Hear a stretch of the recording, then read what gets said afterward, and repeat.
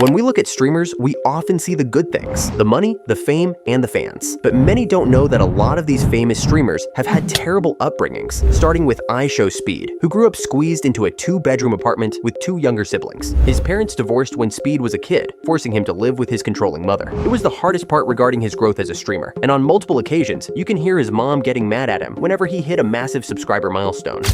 I swear to God, Chad! Shut the f up.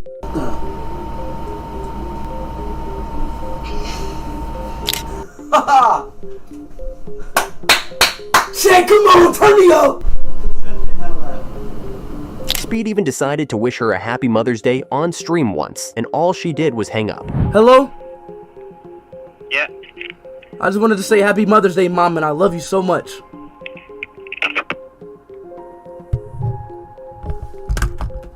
Did she just hang up the phone on me, bro? Did she just hang up the phone on me, bro? While Speed's mom disapproved of his online activity, his dad was always supportive of his dream, appearing on multiple live streams with a fun and charming personality.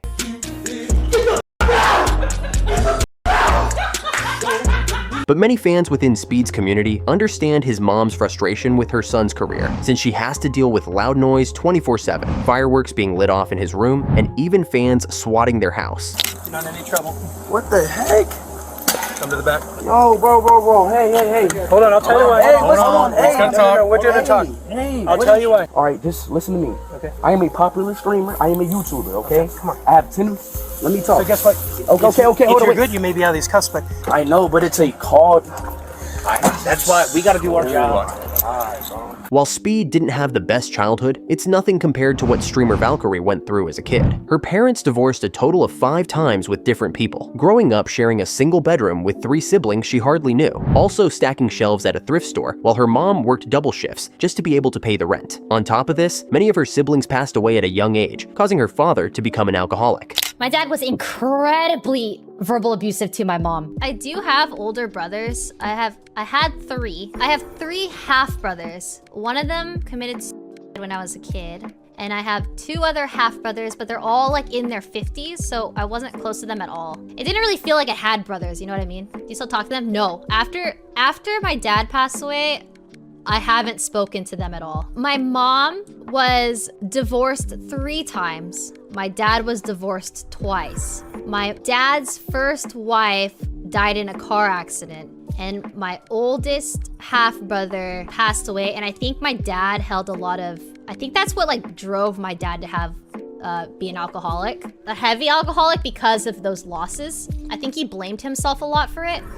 And so that's why my mom and my dad had to like, they fought a lot about like, because he was an alcoholic and stuff. The real blow landed when her father's cancer diagnosis drained what little savings they had. She juggled her retail job by day and streamed League of Legends by night, live streaming from a borrowed laptop so she could keep an eye on him between chemo appointments. When her dad unfortunately passed in 2017, Ray promised Chat she'd make his struggle mean something. So now every time she gets a sponsor deal, she sends the funds to a memorial scholarship in his name. Similar to Valkyrie, Tim the Tap Man also had many struggles regarding his parents. Growing up, his mother was extremely unhealthy and overweight, causing her to have multiple heart attacks. She had so many that Tim stated it stopped phasing him and became a completely normal occurrence at a young age. It got to a point where my dad would be like, Mom's in the hospital, and I'd be like, okay. Like, it wouldn't even affect me because my mom was in the hospital so much that I was just like, it's fine, whatever. Like, doctors will treat her, she'll come out like always, yada, yada, yada, nothing wrong here. You know what I'm saying? So this happened for a solid 4 or 5 years. On top of this, she had a serious drinking problem, causing her liver to fail, resulting in frequent stays at the hospital. But on the upside, when Tim's teenage years rolled around, things started to look up for his mom's health. She had cut down on the drinking, and doctors said her health was improving. However, this unfortunately didn't become the case a few years later. When Tim was 15, he had woken up his mom to get ready for church when she responded saying she was tired and didn't want to go. So Tim went with his dad and attended Sunday school afterward, when all of a sudden a friend of his mom's gave him devastating news. She came in there, and I still remember the look on her face. It was like stone-faced.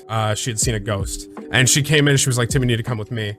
And I didn't really know what was going on. I was 15 at this time. And I was like what? Like, what's going on? Like, what could be, like, maybe I was literally like, I was thinking, I was 15. I'm like, maybe they just can't tell me that my mom had a heart attack. Maybe that's what it is. They just don't know how to tell me, and I'm so used to it, whatever. We turn onto my street, and I see things. And the first thing I see is the ambulance, which I expected. I expected the ambulance to be there. But then there was something else there, and that was black cars. And I'd never seen black cars before. And that right then was just kind of when I knew, I think. I knew that she had passed away. We pull up to the house. I run in because I'm trying to figure out what's going on. And my dad's at the door and he said, Mom's gone. And my only reaction was to, it was just to frickin' hide and cry. So that's what I did. I hid and I cried. While Tim seemed to get over his past experiences, XQC is still struggling to this very day. His parents split when he was barely a year old, so he and his older brother Nicholas spent their school weeks bouncing between two different apartments. He stated on stream once that he tried not to show favoritism toward either of his parents' houses because he didn't want to upset them. Yeah, so switching from one house to another was really annoying me. I thought it was annoying. Sometimes we'd have like fights and stuff, and I think me and my brother always made an effort not to say, yo, we have it this way at mom's house, or we have it this way at dad's house, or I like this household better than this one. I tried. Alongside video games, XQC also picked up skating as a hobby, primarily to take his mind off the problems he was facing at home. School was always a struggle for him too. Many of his teachers were tired of him not paying attention during class, growing his hatred towards school even more as the years progressed. But once he dropped out of college to pursue streaming full-time, he saw instant success. He was an esports millionaire and had hundreds of thousands of people watching his streams every single day. But his uneventful and depressing upbringing still had a lasting impact on his adult life. In 2019, he went on stream and explained to his fans about the existential crisis he had been having for the past couple of years, primarily caused by his childhood. I think I'm having an existential crisis. I don't know what I want.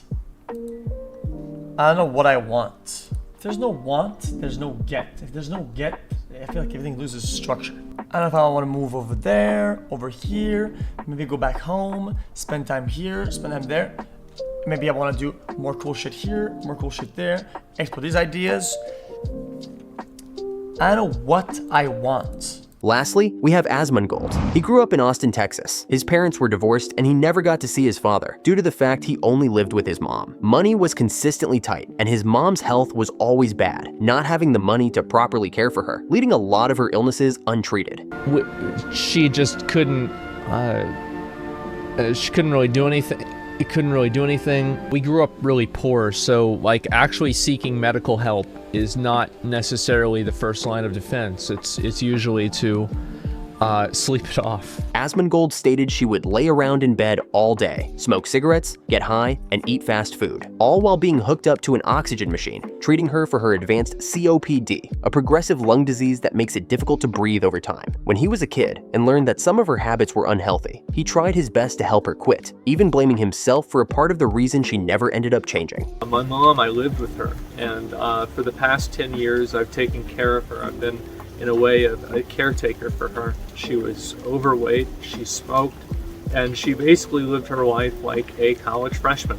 She sat around getting high and smoking cigarettes and eating fast food, drinking soda, and watching reruns of Ancient Aliens. And to be fair, that's what she wanted to do. And she did exactly what she wanted. And that is a good and also a bad thing.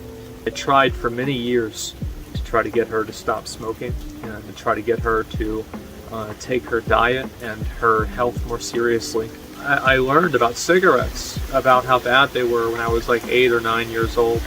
And I come home and I'm like, did you know that it can do this, that, and the other thing? And I was like, what is going on? Why are you doing this? Why are you smoking these? And she just, it could never really be understood to me why she continued smoking. And I'll always wonder if it was like my fault in a way, because I would buy cigarettes for her. Is it my fault in a way that she is where she is? And as time progressed, life at home not only got harder, his life at school started to become difficult as well. He felt behind as his peers alongside him were going out with girls, going to college, and getting jobs. Although he was more worried about taking care of his mom and avoiding going homeless. pretty much like her health would deteriorate more and more and more to the point where she couldn't drive, she couldn't do X, she couldn't do Y, she couldn't get a job anymore. Like I got to the point where like at this time period, I would wake up like every 2 hours or so with like a weird thing where I would hear her screaming my name. And this went on for maybe like 6 months to a year. And so at the same time this was happening, like a lot of my friends were obviously going through college, finishing college, you know, having girlfriends, like moving in and everything. And I was worried about, you know, number one, my mom dying, number two, my, you know, being homeless, and number three, at that point, I had always assumed that I would off after high school. Like that was my plan. And, you know, Wrath of the Lich King came out and I just got distracted. I forgot. Overall, despite all of these streamers facing devastating hardship growing up, their tough upbringing put them in the position they are in today. The more you're struggling, the more you're willing to put yourself through to get out of it and live a better life. Subscribe if you're new and let me know below how you liked the video. Peace.